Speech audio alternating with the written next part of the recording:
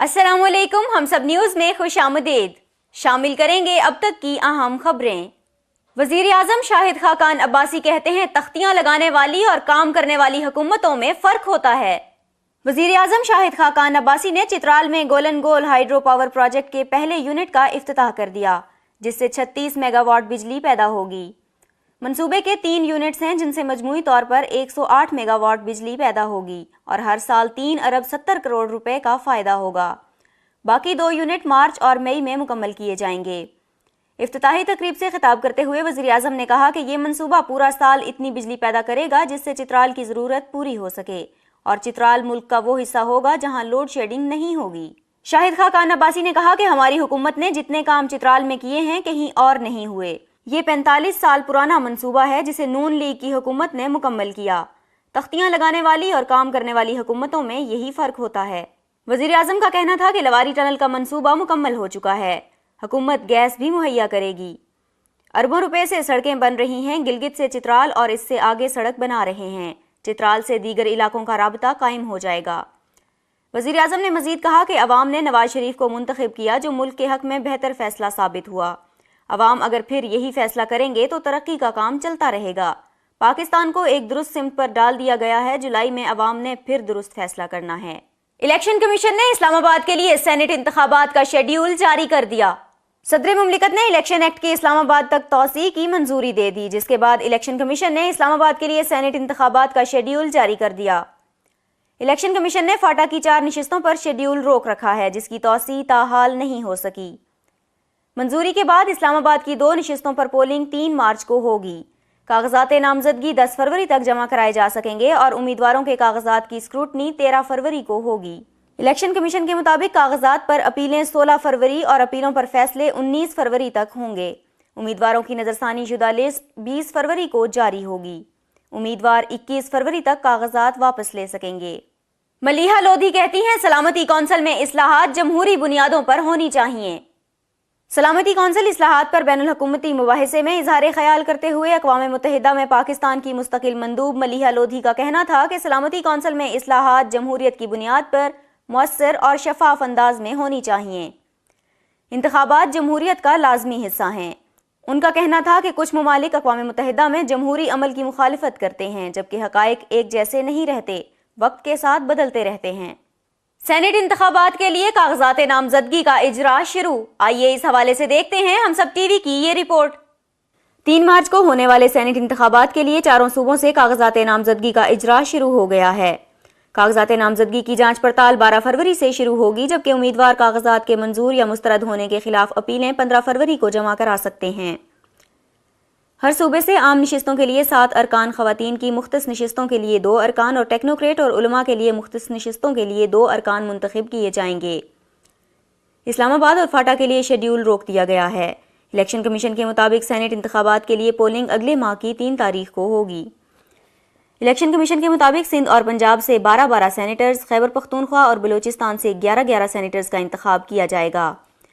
पंजाब में सेनेट की 12 नशिस्तों के लिए इलेक्शन शेड्यूल नोटिफिकेशन जारी कर दिया गया है।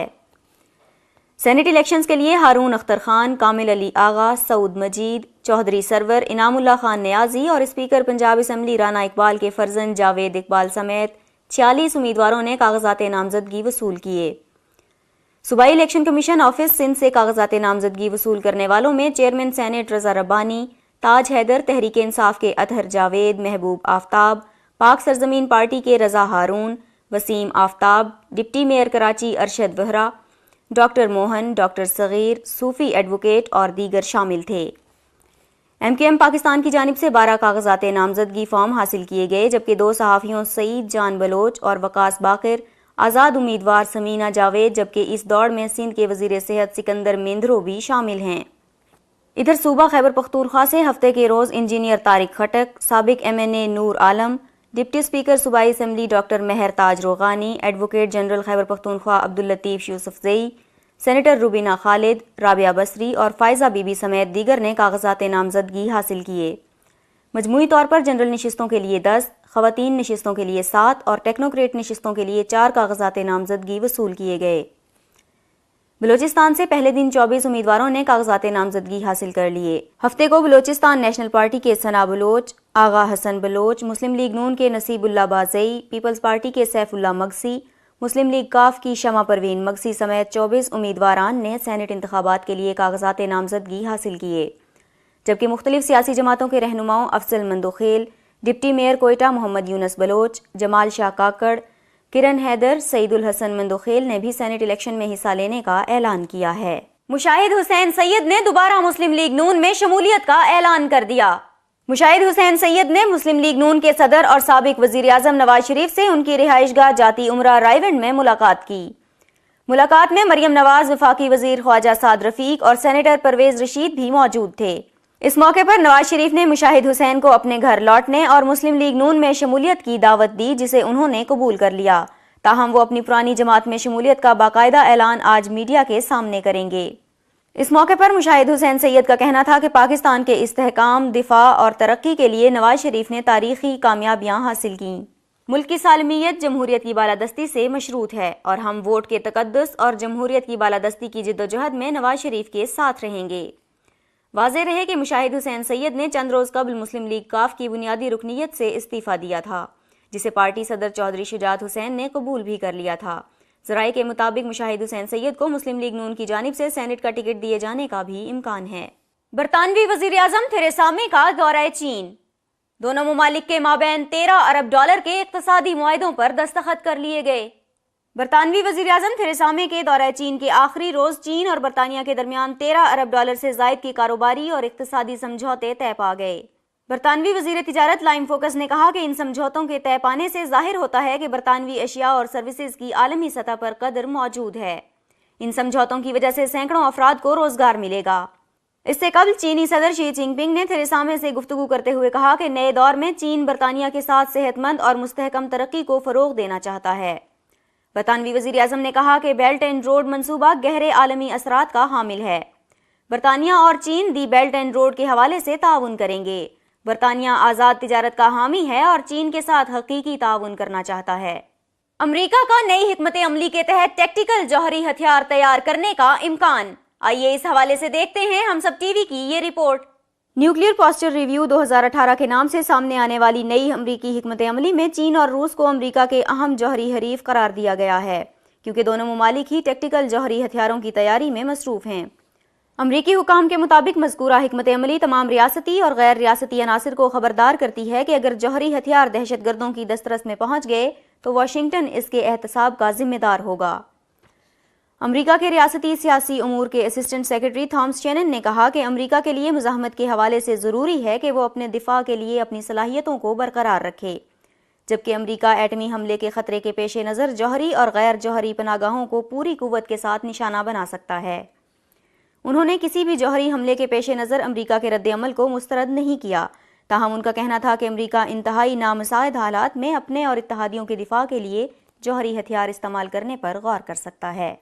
تھامس شینن کے دفتر سے جاری بیان میں کہا گیا ہے کہ امریکہ کے صدر ڈونلڈ ٹرمپ کا کہنا تھا کہ نئی حکمت عملی میں ذمہ داری لی گئی ہے کہ کسی بھی جوہری دہشت گردی کے بارے میں معلوم کرنے کے لیے، اس سے بچنے کے لیے اور جوابی کارروائی کرنے کے لیے کوششوں کو مزید بہتر کیا جائے گا۔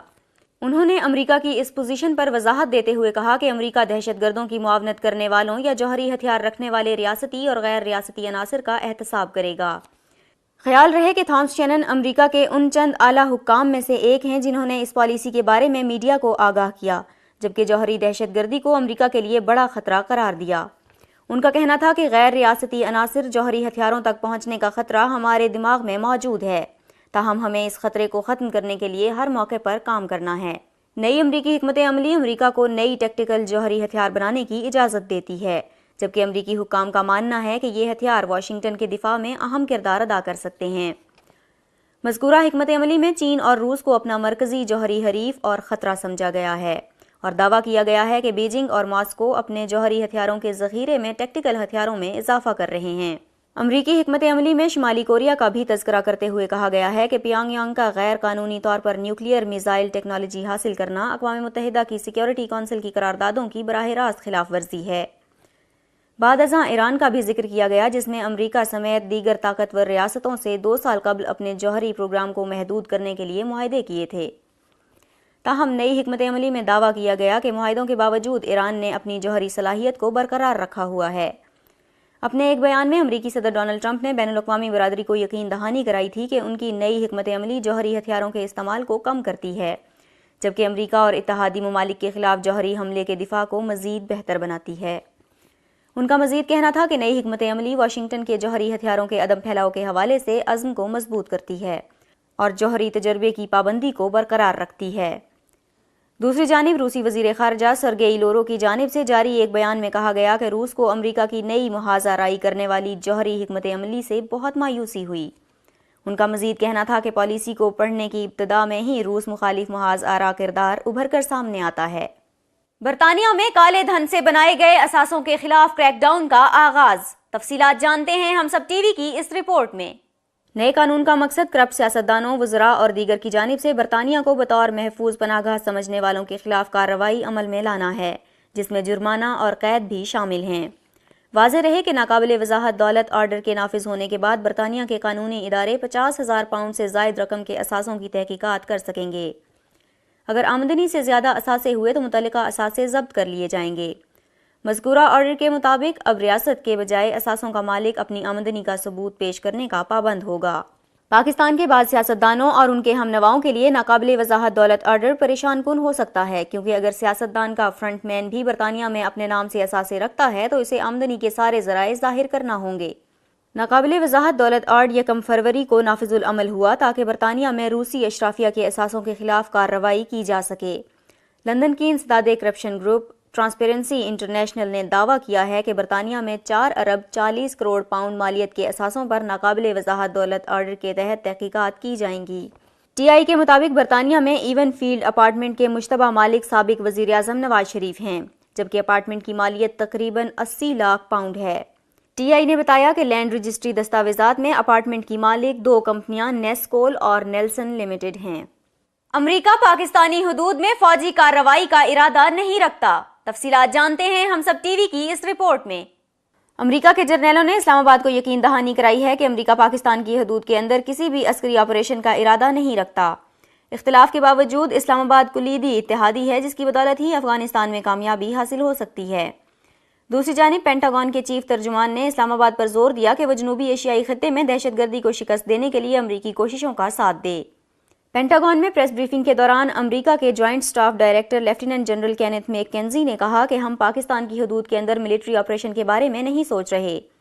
حقیقت تو یہ ہے کہ ہم پاکستان کو اپنی حکمت عملی کا لازمی جز سمجھتے ہیں۔ بعد ازاں وائٹ ہاؤس کی جانب سے بیان جاری کیا گیا جس کے مطابق امریکی فوجیوں کو افغانستان اور پاکستان میں دہشت گردوں کی محفوظ پناہ گاہوں کے خاتمے کے لیے اختیارات دے دیے گئے ہیں۔ امریکہ کی جانب سے پاکستان کی عسکری امداد بند کرنے کے فیصلے اور کابل میں حملوں کی تازہ لہر کے درمیان کسی ممکنہ لنک کے حوالے سے ان کا کہنا تھا کہ طالبان تنہا ہیں، وہ معصوم شہریوں کے قاتل ہیں۔